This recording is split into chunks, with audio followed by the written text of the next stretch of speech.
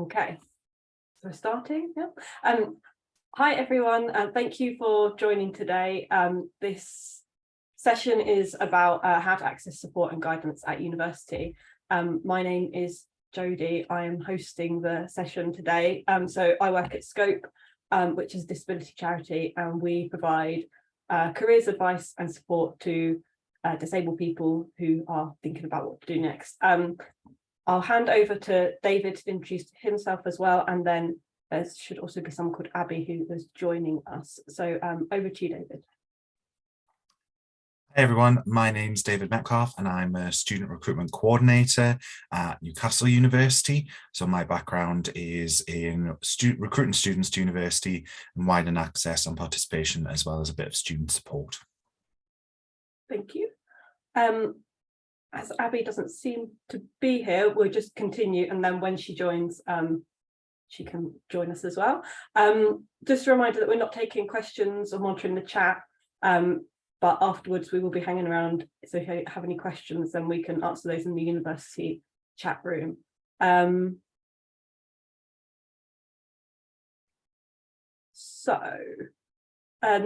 Let's get started. So the beginning stages of the university journey. So what role does the UCAS application play in ensuring that you get the right support?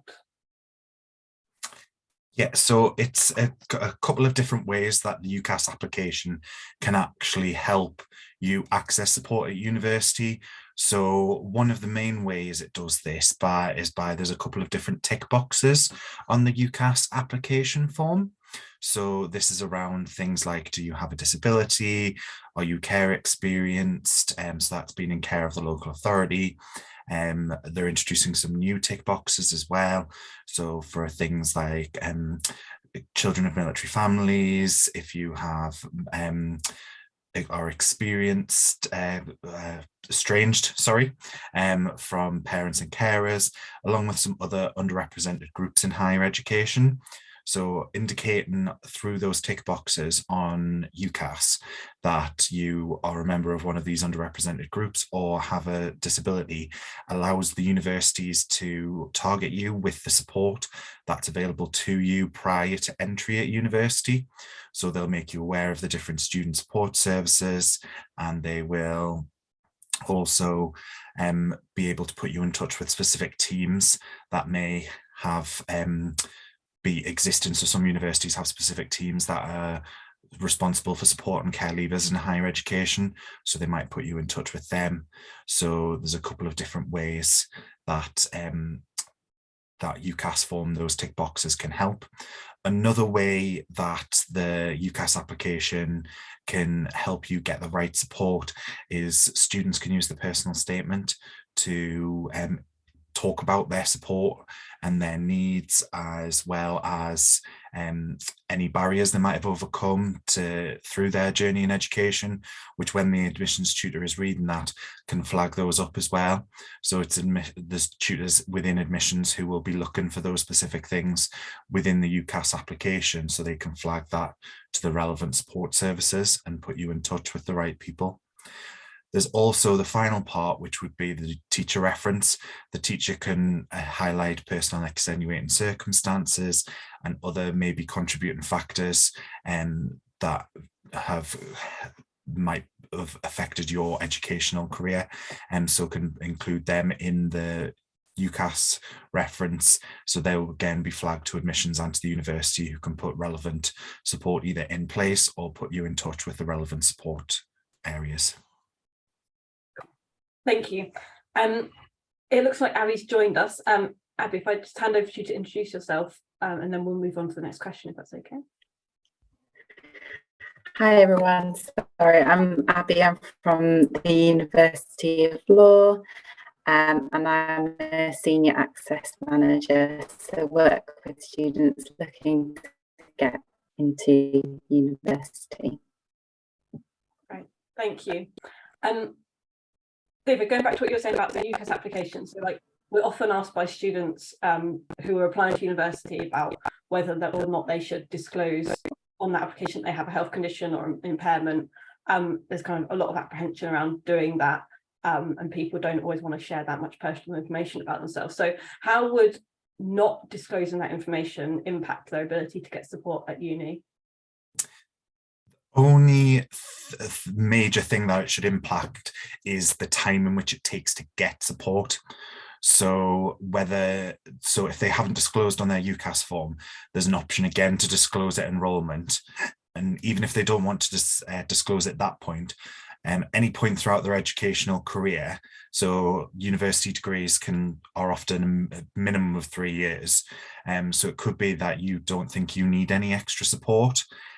So the student might not need any extra support or want that support until, let's say, halfway through their second year at university. So it would just be a case of then accessing support, and it just might take a little bit of time at that point where they're asking for medical diagnoses or to have a assessment centre to see what assessment for your needs would be for the universities. So because if you do disclose, all of that stuff can be put in place sort of on the run up to beginning university. So it's just that sort of time delay with the non-disclosure. Also with the non-disclosure, you are not accessing support that you're entitled to as well. So you can sometimes be doing yourself a disservice. We completely understand that some people may not want to disclose, and it could be something that's been very difficult or even traumatic for them as well. But all of these support services at university are in place to give you the best foot forward at university. And some of the people that you will speak to have specific training in these areas, so they can support you in the best way possible. And as well, always remember that this is completely confidential. So anything that you discuss with the support teams at university will go no further, especially if you don't want it to. How they normally work is by agreeing what level support is in place and then disseminating not the reasons why you're having support, but just that the support is in place, and this is the way that people have to follow. Thank you. Abby, is there anything you'd like to add?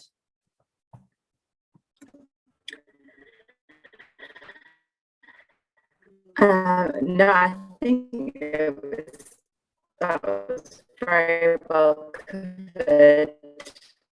The only thing you might have said already is that, yeah, if you haven't disclosed it, just, yeah, do you feel that you can get in?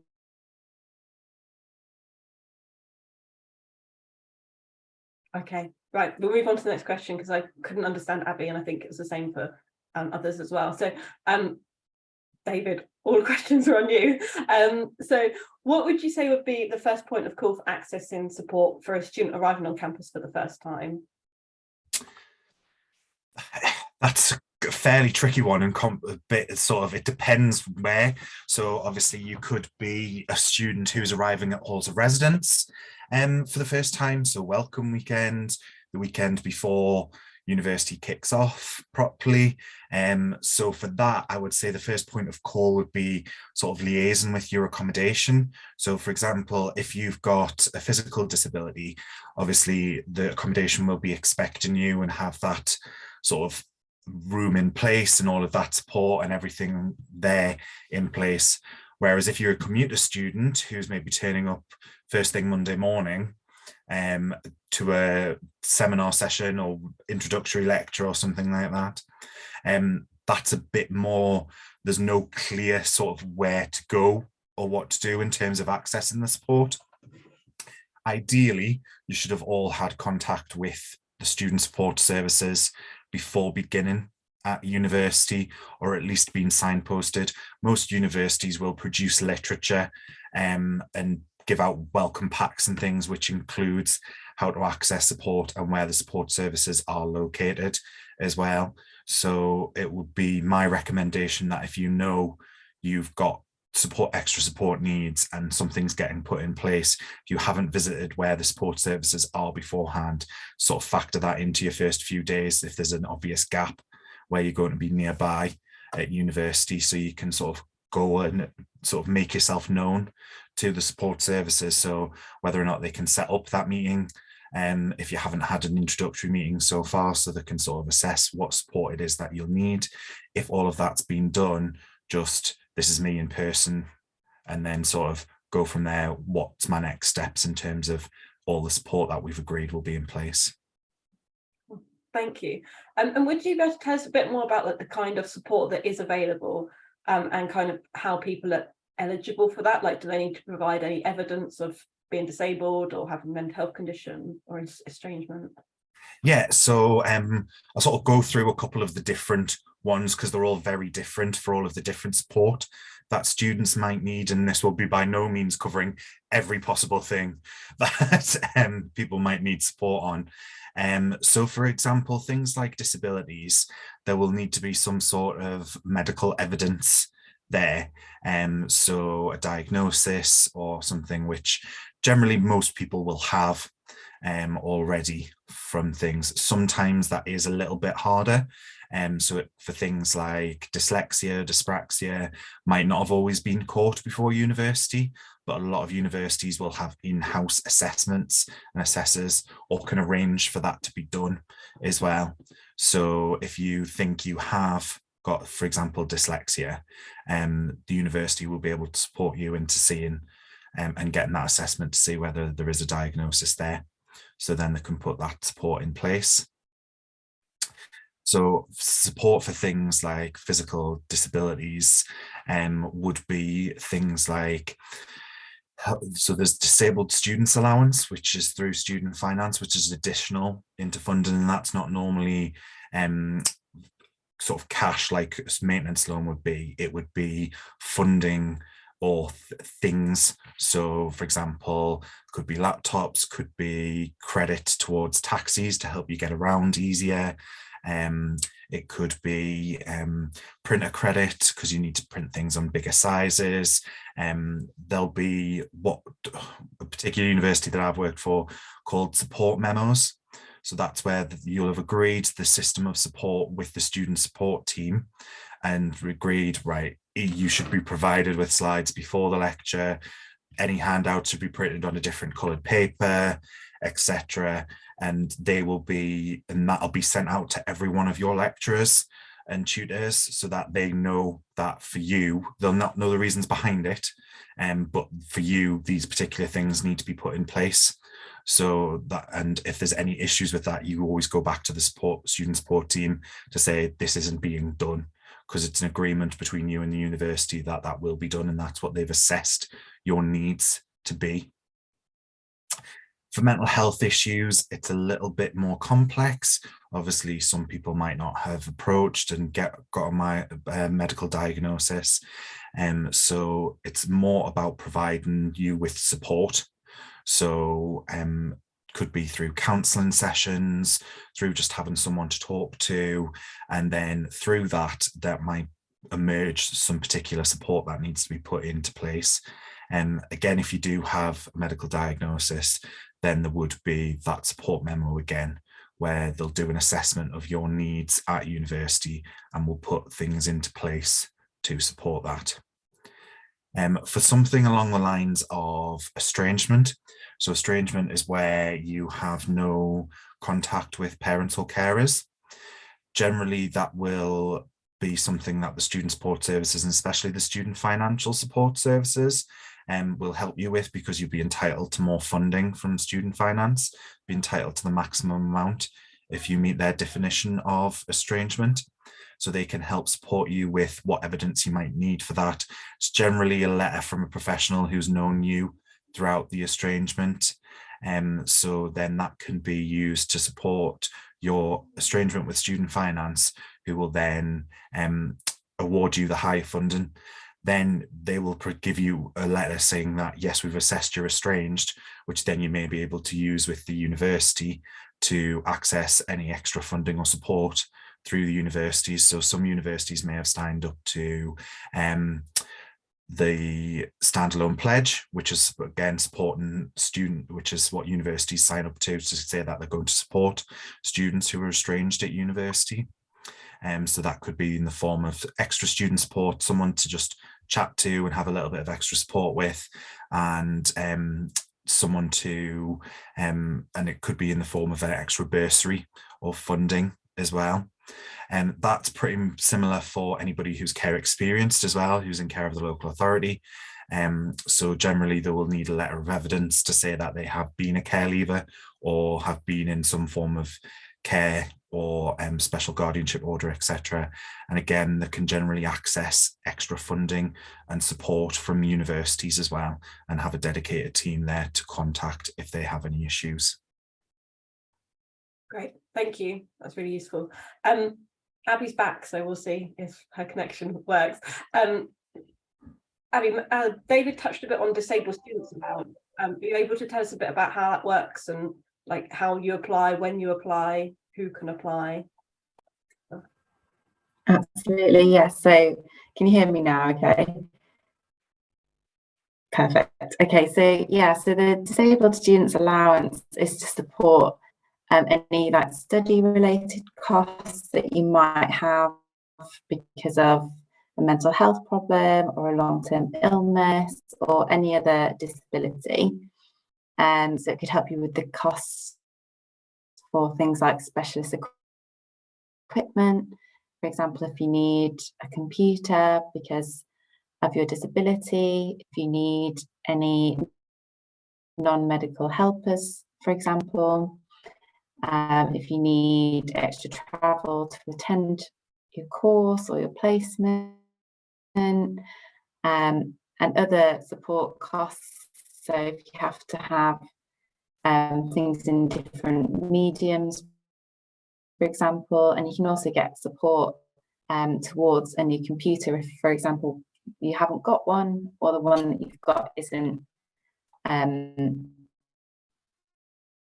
quite right for the requirements of your course. And you can apply for a disabled students allowance if you live in England and have a disability that affects your ability to study. So that would apply to people who may have a specific learning difficulty, if you have a mental health condition, if you have a physical disability, a sensory disability, or if you have a long-term health condition. And that's for undergraduates or postgraduate students, and if you qualify for student finance and you're on a course that lasts at least a year.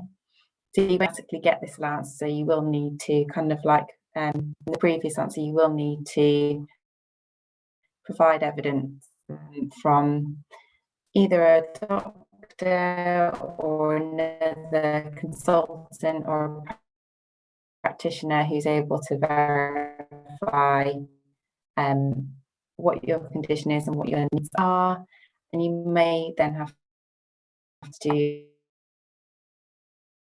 Oh, I think Abby's connection has gone a bit funny again.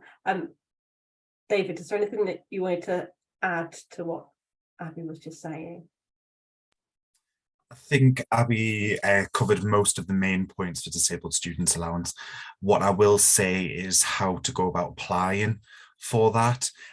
So you do that as part of your initial student finance application. So you would apply to student finance, and there'll be a box on the application or a question asking if you want to apply for disabled students allowance. Or DSA, and you tick that box, and they'll then send you a separate application to complete, which you'll put in information about your circumstances. They'll then send you a letter to say whether or not they believe that you would be eligible for disabled students allowance or not. If you are eligible, then that's when the evidence providing and assessment sort of would take place. And once all of that was done, you'd then get the final declaration from DSA saying what they believe that you're going to be entitled to and what support that they will provide you with.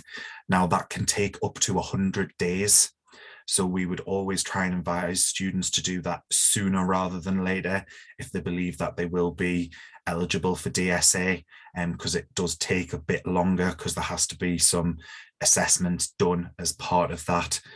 So if you believe that you'll be entitled to some support from DSA, then try and get your student finance and that part of it done as soon as possible.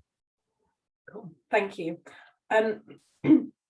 So talked a lot about like support available to people who kind of maybe are disabled or have something going on, but what about support available to like friends or roommates or classmates of students who have more physical mental health challenges? Like where can they go if they have any concerns about another student? That's a really interesting point, and something I don't think we talk enough about as well. It's support for those who are around these students as well.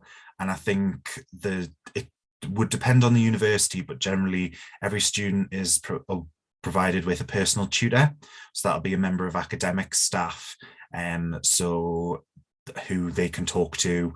So generally, if they had any concerns, if it was someone on their course, I would say that would probably be their first point of call.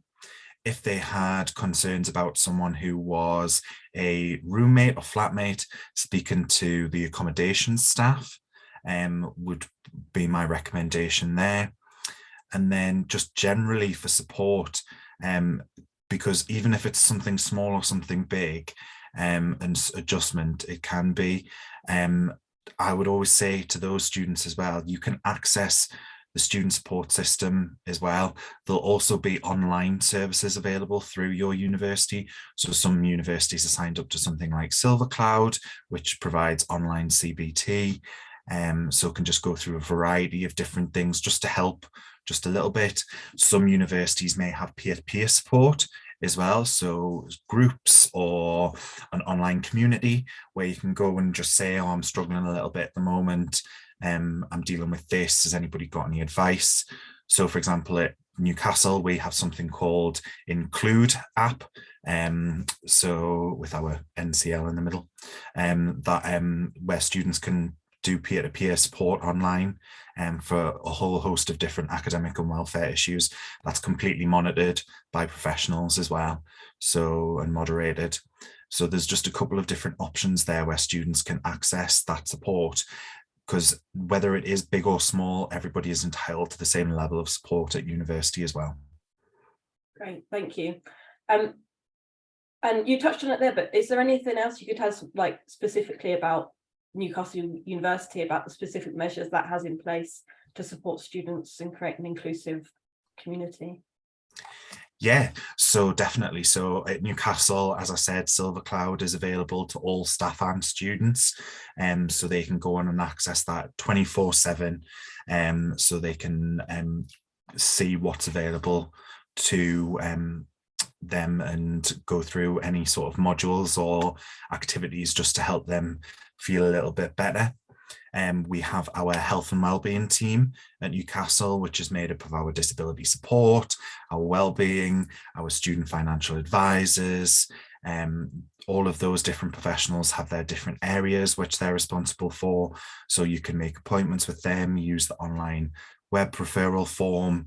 If you don't want to call someone, like cold calling initially, you can go in and drop in.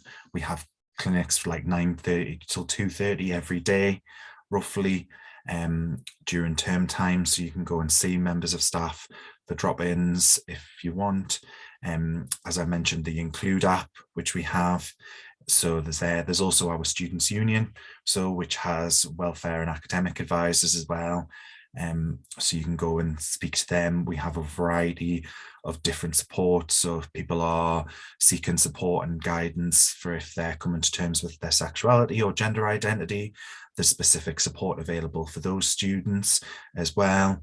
There's different groups and different presidents and who have different roles and of sabbatical officers at the Students' Union who cover different things. So education, welfare, activities, sports clubs, societies, etc. So their different remits cover different students as well. So for example, if anybody's having issues with a lecturer or something like that that they don't want to go directly to the university for, they can go through the Students' Union, because it is a separate organisation to the university, even though it operates within the university. And then for if you are experiencing other support issues, so such as struggling with workload, budgeting, all of those sorts of things are covered by the student support team as well. So you can go directly to them. Cool, thank you. It sounds like there's a lot at Newcastle, which is great. But like, as a student, if you kind of had a few unis that you're interested in, like, what would be the best way to find out kind of what support was available, if you kind of felt that would be something that you might need while you're at uni? Yeah, definitely. There's a couple of ways you can do that. So if you are going to visit a university for an open day or an offer holder event, I would always recommend going and speaking to the support services that are there, sort of, and actually hearing it from them, what support that they offer. And their websites should also be really detailed as well. You'll be able to see what support and resources are available online as well as in person, and what their referral systems are like. They may even have information about wait times, etc. on there. So it's always good to compare them. And there might be an option on the university website, so through something like Unibuddy, where you can speak to current students. So don't be afraid to use live chat and options and things like that to speak to current students and ask about their experiences with student support, and do they think that the student support services are at that particular institution are good and easy to access. Great, thank you. Yeah, that's really useful. Cool, we're coming to the end. Is there anything else, like resources wise, or anything that you kind of recommend to any students? I think the main sort of things that I would look at would be, as I said, university websites. They're generally very detailed. We sort of live in a digital age. Everything's moved from having printed literature to being online. So they should always be very up to date and include all the relevant information that you need. But there's also charities and independent organisations that work with universities and things as well. So as I mentioned, things like Stand Alone, there's the National Network for the Education of Care Leavers, Care Leavers Association, things like that. They also have recommendations. There's Propel, which is a website that details all the different support that universities offer for care leavers. So there's different websites and charities out there that provide the information and can give you a little bit of a comparison about what universities offer. Cool, that's great. Thank you so much. Yeah, I hope everyone found that useful. As I said, we were not going to be accepting questions now, but I believe David and Abby and myself are going to go over to the university chat room in a minute. And so if you have any questions, then please put them there and we will try our best to answer them. But yeah, thank you everyone for attending, and thank you David and to Abby for being panelists and answering the questions.